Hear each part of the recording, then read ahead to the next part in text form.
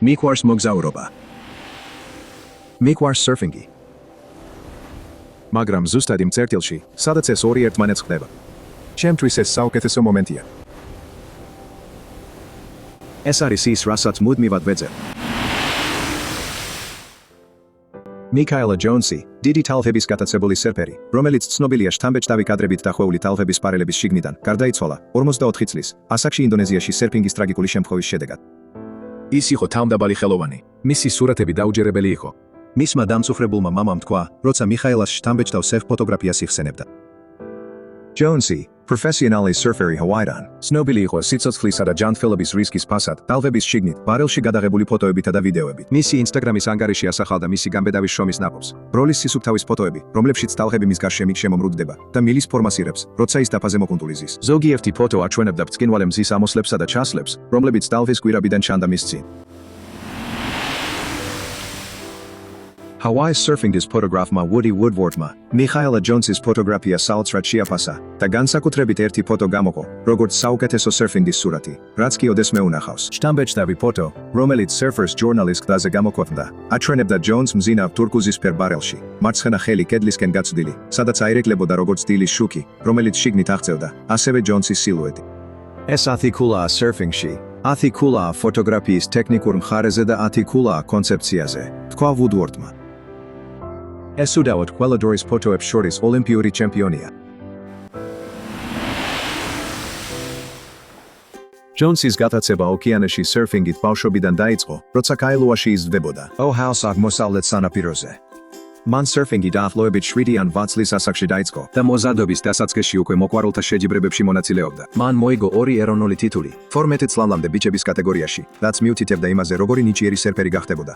ზრდასრულ ასაკში მიქაელა ჯონსი პროფესიონალი გახდა და მოიპოვა სპონსორები, რამაც საშუალება მისცა ტალღებს გაჰყოლოდა და ეგზოტიკური სერფინგის ადგილები, როგორიცაა ტაჰიტი, ფიჯი, სამხრეთ აფრიკა და გალაპაგოსის კუნძულები გამოეკლია. სერფინგის ჟურნალები აშუქებდნენ მის თავგადასავლებს, როგორ იჭერდა დიდ ტალღებს და ასრულებდა გამბედავ საჰაერო მანევრებს. სერფინგის სამყარომა ბრენდებმა მისი გამოსახულება თავიანთ რეკლამებში გამოსახეს, მაგრამ მიქაელა ჯონს მხოლოდ გიგანტურ ტალღებზე სრიალზე მეტი სურდა. მას სურდა დაეფიქსირებინა ეს გამოცდილება იმ უჩხულების შიგნიდან, რომლებსაც ცდილობდა დაემორჩილებინა. 1990-იან წლებში მან კამერები დაამაგრა თავის დაფაზე, რათა სერფინგის დროს პირველი პირის ხების გადაეღო კადრები. მას შემდეგ, რაც GoPro კამერები გამოიგონეს, მიქაელა მიიღო სპონსორობა ამ კომპანიისგან და რამდენიმე ფიქსირებული GoPro-ს გამოყენებით შექმნა ჩანთრევი, 360 გრადუსიანი გამოსახულებები. ჯონსის ტექნიკური უნარები და კრეატიულობა კამერით მუშაობაში მის სითამამეს სერფინგში უტოლდებოდა. მან გადალახა საზღვრები იმისა, რაც შესაძლებელი იყო სერფინგის ფოტოგრაფიაში. გამოიგონა ახალი გზები, რომ ტალღის გულში აღმოჩენილიყო. მიუხედავად იმისა, რომ ეს რევოლუციური იყო, ამ თავზე ხელაღებო მიდგომას თავისი ფასი ჰქონდა.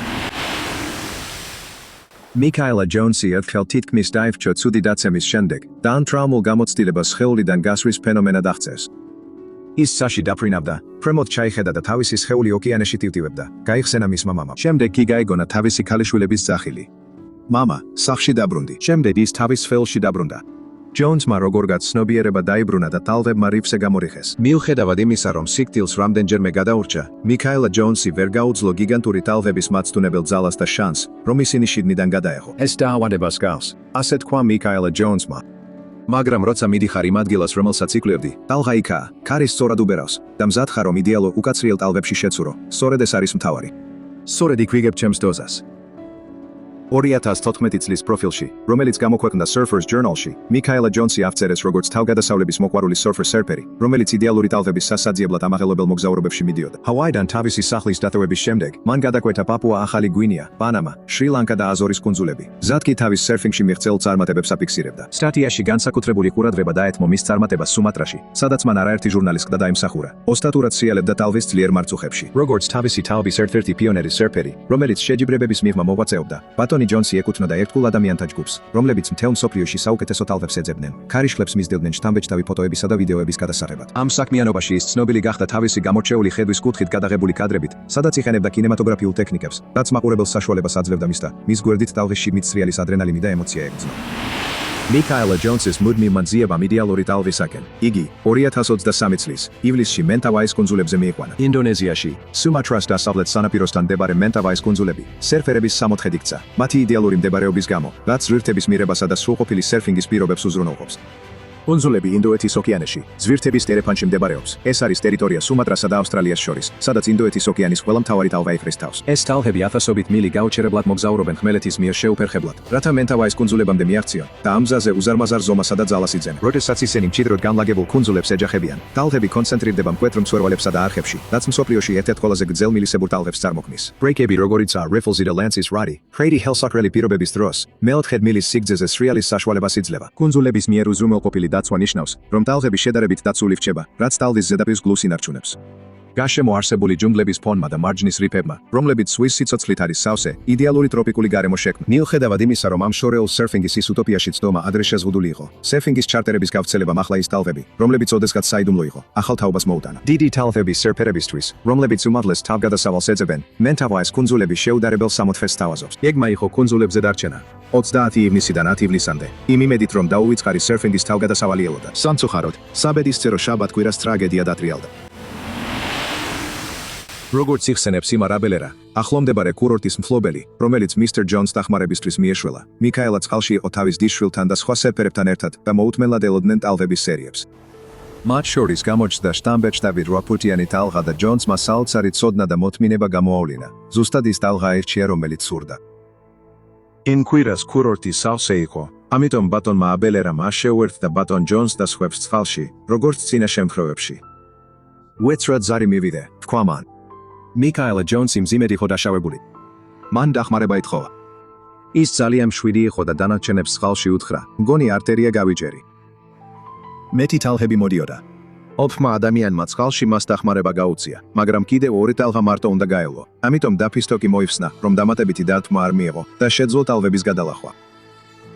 დაფით და ნავით ბატონი ჯონსი ნაპირზე გამოიყვანეს, სადაც ბატონი აბელერა შეხვდა მათ და მოისმინა, თუ როგორ განვითარდა ეს სისხლიანი განსაცდელი წყალში. მიუხედავად იმისა, რომ სერფინგის დაფის ფარფლებისგან მომაკვდინებელი ცვლილებები სამწუხაროდ იშვიათი არ არის, ჯონსი ცნობილია იმით, რომ განზრახ ინახავდა თავის ფარფლებს ბასრად, რათა ტალღაზე უფრო მკვეთრი მოხვედრებები გაეკეთებინა. წყლის უზარმაზარ ძალასთან ერთად, ფარფლები ადვილად ჩრიან სერფერის კიდურებს.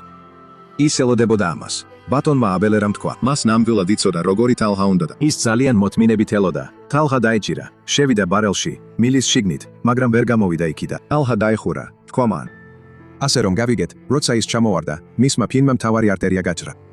როცა მიქაელა ჯონსი ტალღაში ჩავარდა, მისი სერფინგის დაფის ბასრმა ფინმა ბარძაფის არტერია გაუჭრა, რომელიც ქვედა კიდურებს ამარაგებს სისხლით. მაშინვე, სისხლმა მისი ჩრილობიდან თქრიალი დაიწყო და მიმდებარე წყალში ჩაეღვარა. ისინი სასწრაფო დახმარების მანქანით პატარა საავადმყოფოში წავიდნენ, რომელიც დაახლოებით 6 მილის მანძილზე იყო. ნიშნულოვანი სისხლის დაკარგვის გამო, მიქაელა ძლივს სუნთქავდა და გონება ჰქონდა დაკარგული.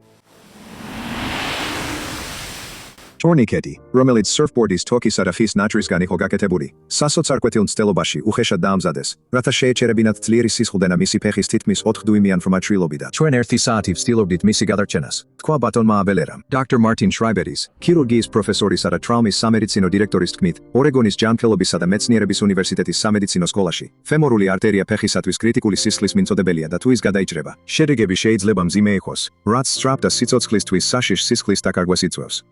იმის გამო, რომ საერთო ფემორული არტერია საზაბდულში მდებარეობს, ტრადიციული ტურნიკეტების გამოყენება სისხლდენის შესაჩერებლად ეფექტური არ არის. ამის ნაცვლად, ასეთი დაზიანებების მართვისთვის აუცილებელია ძლიერი ზეწოლის დატანა, განმარტა დოქტორ შრაიბერმა. სერფერებს ხშირად ურჩევენ, რომ თუ მათი ფარფლების კიდეები ძალიან ბასრია, გამოიხენონ ზუმფარა მათი დაჭლუნგებისთვის, რათა წყალში მძიმე დაზიანებების რისკი შემცირდეს. ეს პრევენციული ზომები მიზნად ისახავს სერფერების უსაფრთხოების გაზრდას და სპორტთან დაკავშირებული პოტენციური რისკების მინიმიზაციას. მიუხედავად ჟანბადის, გუმკედის კომპრესიებისა და სხვა ზომების გამწარებული მცდელობისა, მიქაელა ჯონსი ტრაგიკულად გარდაიცვალა 2023 წლის 9 ივლისს. Kayla Ashtoni, Mr. Jones's disreli, რომელიც მასთან ერთად იმყოფებოდა ამ შორეულ რეგიონში, დარემოს ავწეს როგორც ერთ-ერთ ყველაზე რთულს, სადაც ოდესმე უსერფიათ. მიუხედავად Kayla-ს გულწრფელი მცდელობისა დახმარების გაცევისთვის, მან Instagram-ზე ღრმა სინანული გამოხატა და აღიარა, რომ ყველაფერი გააკეთა რაც შეეძლო, მაგრამ ტრაგიკული შედეგის თავიდან აცილება ვერ შეძლო. მის ერთ-ერთ ბოლო პოსტში, მიქაელა ჯონსმა საკუთარი თავი გადაიღო, როგორ დგას სერფინგის დაფაზე, როცა ტალღის კედლები მის გარშემო იკეცება. დროა ვიცოცხლო, დაწერა მან. ცოლისა და შვილების გარდა თქვა მან, სერფინგი იყო ყველაფერი რაც მჭირდებოდა. მიქაელა ჯონსის დაკარგვამ სერფინგის საზოგადოება ძლიერ დააზარალა, სადაც მისმა არტისტულმა და ამაღელვებელმა პირველი პირის ხერის ხედვის ვიდეოებმა მას დამსახურებული რეპუტაცია მოუტანა. მისი ნამუშევრები, რომლებიც 10 წელზე მეტი ხნის განმავლობაში დახვეწა, სანამ GoPro-სთან თანამშრომლობას დაიწყებდა, მისი განსაკუთრებული ნიჭისა და სპორტისადმი სიყვარულის ნათელი მაგალითი იყო. სერფინგის სამყარომ დიდი ნიჭი და თავგადასასწავლების მოყვარული სული დაკარგა, რომელმაც სერფინგის კინემატოგრაფიის ხელოვნებაზე წარუშლელი კვალი დატო. მიქაელა ჯონს დარჩა მეუღლე ემა და მათი ქალიშვილები ბელა და ვაიოლეტი, რომლებიც დროს ბალიზე და ჰავაიზე ყოფნას ანაწილებენ. მან ასევე დატოვა მამა, უფროსი და 2 უმცროსი ძმა, დედა ვაიოლეტი კი 2011 წელს დაკარგა. მისი ოჯახი ნუგეს პოულობს იმ გარდამტეხ ცვილში, რომელიც მიქაელამ შეიტანა სერფინგის ფოტოგრაფიაში და იმ უსასრულო შთაგონებაში, რომელსაც ის მომავალი თაობების სეფერებს მისცემს.